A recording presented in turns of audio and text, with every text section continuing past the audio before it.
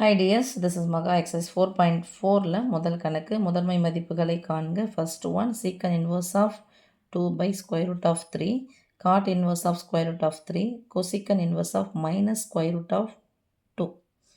இப்போ secant theta அப்படிங்கிறது யாருடைய தலைகீழி? cos thetaவின் தலைகீழி. இங்கே s வந்துச்சுன்னா அங்கே c போடுங்க. c வந்துச்சுன்னா என்ன பண்ணணும்? sன்னு போடணும். cos thetaவின் தலைகீழி தான் secant theta. அப்போ இங்கே இன்வர்ஸ் இருக்கனால இதை இன்வர்ஸ்னு போடுறேன். ஓகே செல்லம். அடுத்தது காட் இன்வர்ஸ் யாருடைய தலைகீழி? 1 பை டேன் தீட்டாவின் தலைகீழி. அப்போ tan inverse of square root of 3. அடுத்து இது யாருடைய தலைகீழி? கொசிகன் தீட்டா என்பது சைன் தீட்டாவின் தலைகீழி. ஓகே செல்லம். இப்போ காசினுடைய மதிப்பு மகா மேலே எடுத்துகிட்டு வரேன். காஸ் ஆஃப் அது போடக்கூடாது. இங்கே காசினுடைய மதிப்பு தீட்டா எப்படி இருக்கணுமா? 2 பை ஸ்கொயர் ரூட் ஆஃப் 3 அப்படின்னு சொன்னால் தலைகீழாக போடணும். தலைகீழாக போடணும் சாமி.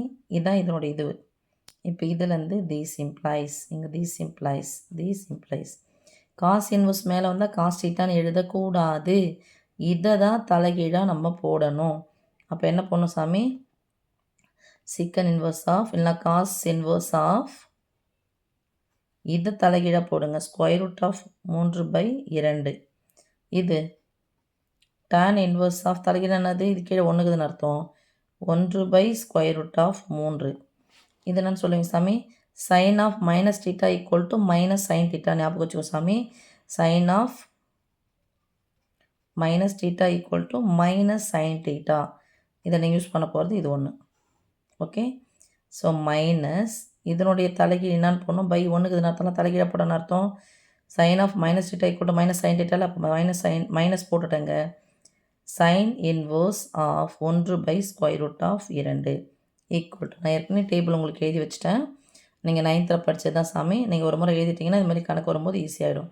காசினுடைய மதிப்பு எப்போது? Square root of 3/2 π/6. டேன் இன்வர்ஸ்னுடைய மதிப்பு எப்போ? 1 by square root of 3 π/6.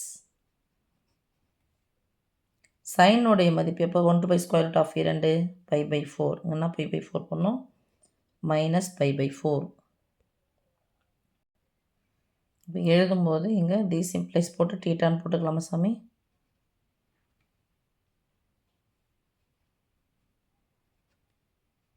Okay. இப்போ இதில் நல்லா போட்டு சாமி. Theta equal to minus π/4. இப்போது இதில் என்ன பியூட்டினா, அங்கே சைனுடைய மதிப்பானது -90லேருந்து +90 வரைக்கும் வரணும். அப்போ -45 -90லேருந்து இந்த கேப்பில் தான் இருக்குது. இது ஓகே. இதுவும் +90 -90 இதுவும் ஓகே. இது 0லேருந்து 180 டிகிரிக்குள்ளே இதுவும் ஓகே. ஏன்னா எல்லா மதிப்பு எதுக்குள்ளே தான் நம்ம எடுத்தோம்? 0லேருந்து 90க்குள்ளே தான் எடுத்தோம். அதனால் இது எல்லாமே இதுக்குள்ளே தான் இருக்குது. ஓகே சாமி. தேங்க்யூ.